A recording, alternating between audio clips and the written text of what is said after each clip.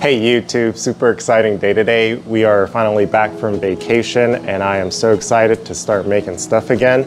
I couldn't think of a project, so we are doing one of my favorite things and working on the garage itself. Let's start with moving some of the stuff and removing this last piece of plywood and wood veneer.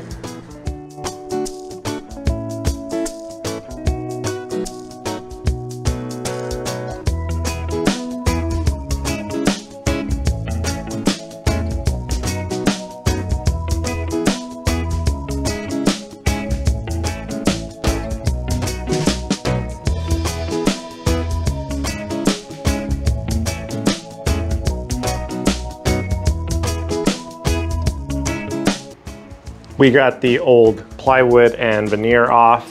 Always interesting to see the studs. That's probably not great. The plan is to make another one of those with what closet doors we have left. Let's bring them out and try to think about a design.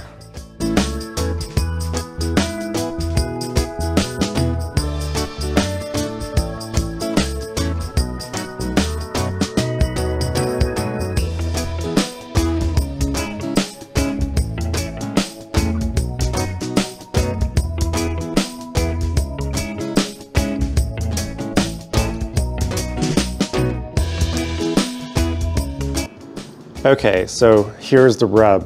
The three doors we have left are all different sizes.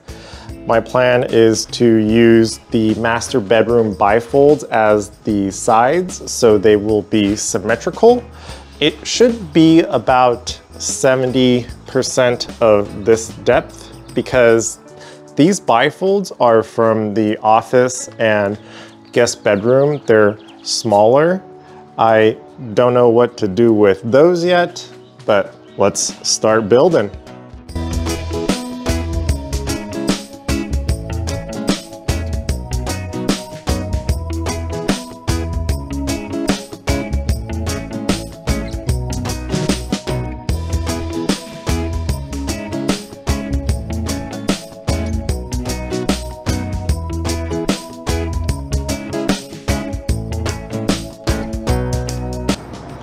It is standing up. I went with 2.5-inch deck screws that I had a bunch left over, 3 on each 2x4. I don't know if that's overkill, but really wanted this to stand up on its own while we were loading the bottom.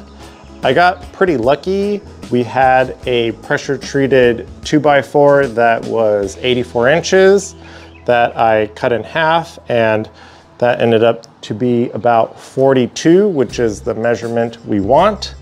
Let's get it into place.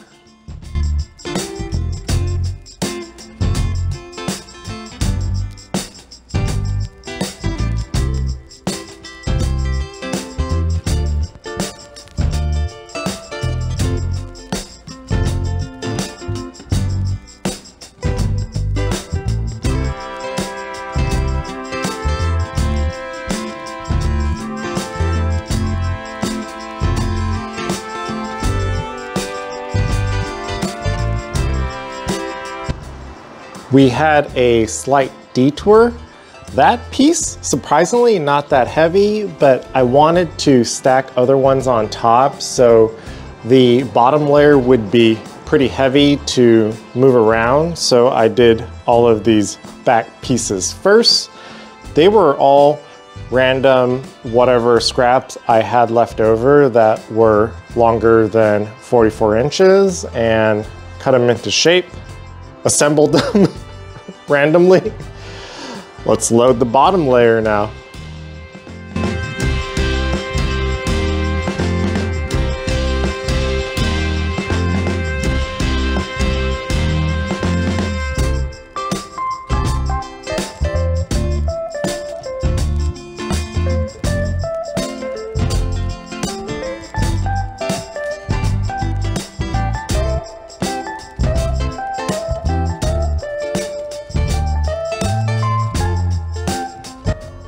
The first level is done. I remember reading a comment saying these pieces have been sitting outside for a year and they are ready to be moved indoors. Thank you for that. Hopefully it provides plenty of weight to make the shelf a little bit more stable. Similar over here, I used tires on the bottom. Going to cut open one of those doors for the second level shelving.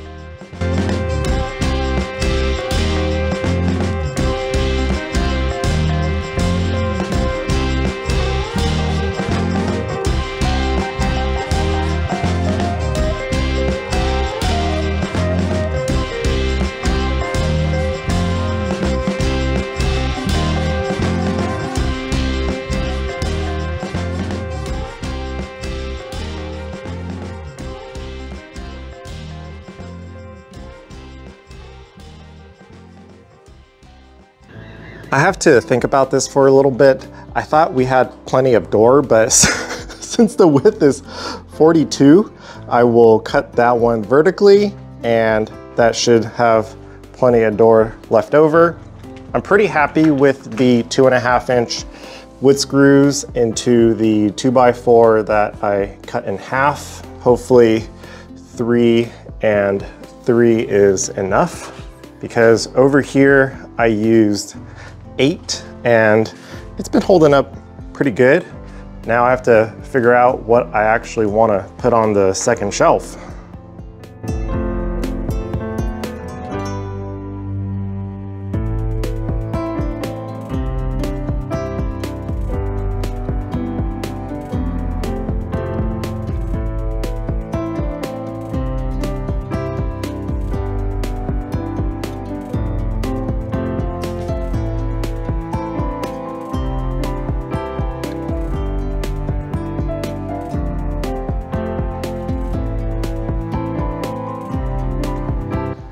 Second level is done.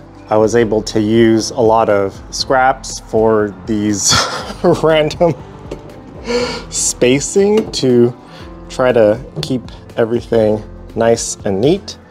These are all the power tools I have accumulated since making the first cheap custom tool shelf. Don't know what I will do for the next one because we are running out of garage space. Let's work on the third level.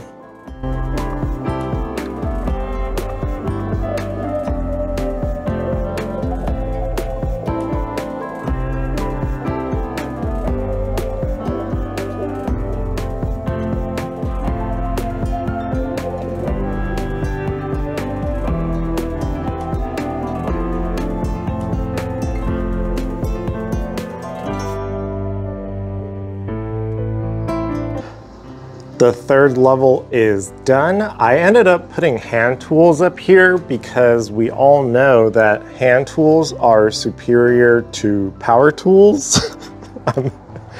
I'm just kidding. I love both my power tools and hand tools, but there is plenty of space up there for when I want to start exploring hand tools more often. Next step is to cut up the last door to make the fourth shelf.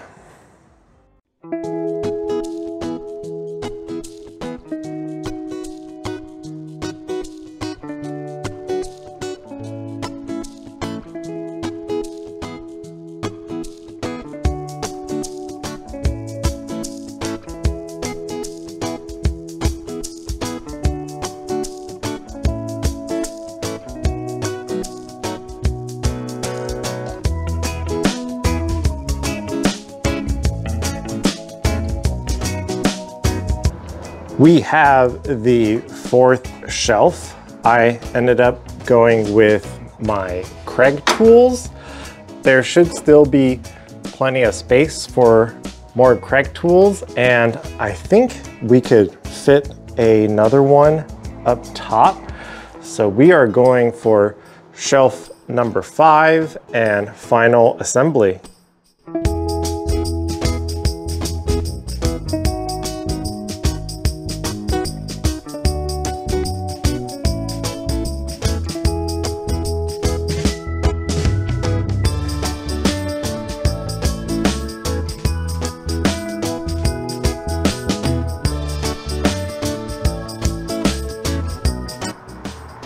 The build is complete. I couldn't figure out what to put up here, so rain gutters it is for now.